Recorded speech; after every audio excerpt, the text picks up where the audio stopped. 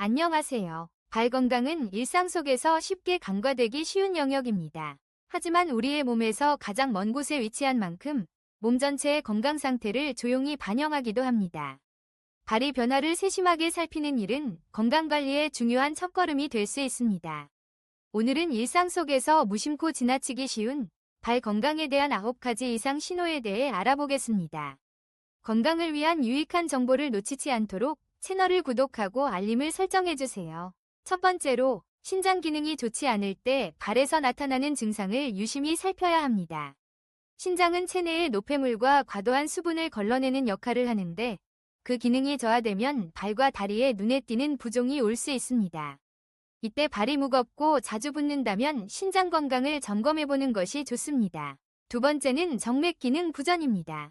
정맥은 혈액을 심장으로 되돌려주는 역할을 하는데, 정맥 판막이 제대로 역할을 하지 못하거나 손상되면 발목이 심하게 붓고 다리의 색소 침착이나 무거움이 느껴질 수 있습니다.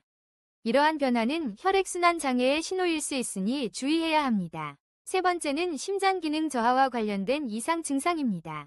심장이 효과적으로 혈액을 순환시키지 못하면 하체에 혈액이 몰리게 되고 그 결과 발이 붓고 통증까지 동반될 수 있습니다.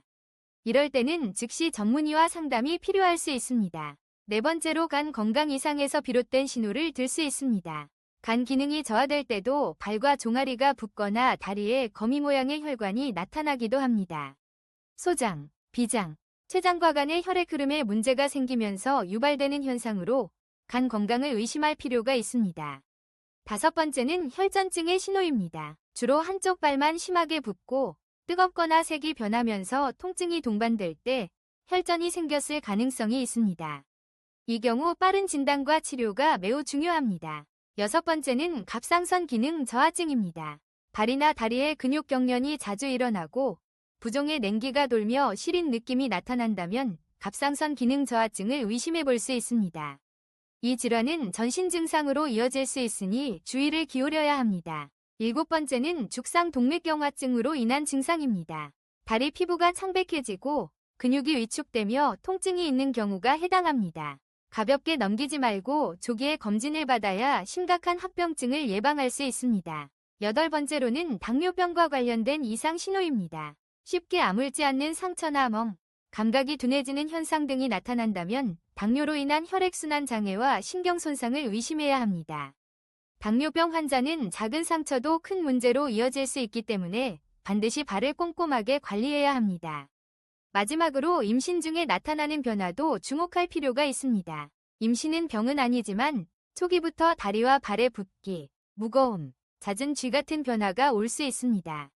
몸의 변화를 유심히 관찰하면 건강한 임신을 유지하는 데 도움이 됩니다. 우리 몸은 언제나 작은 신호로 건강 상태를 알려줍니다. 평소 발 건강을 소홀히 하기 쉽지만 지금이라도 나의 발을 관찰하고 위에 증상이 보인다면 전문가와 상담하는 것이 건강한 삶을 위한 지름길입니다. 작은 이상도 놓치지 않는 꼼꼼함이 큰 건강을 지켜줄 수 있습니다.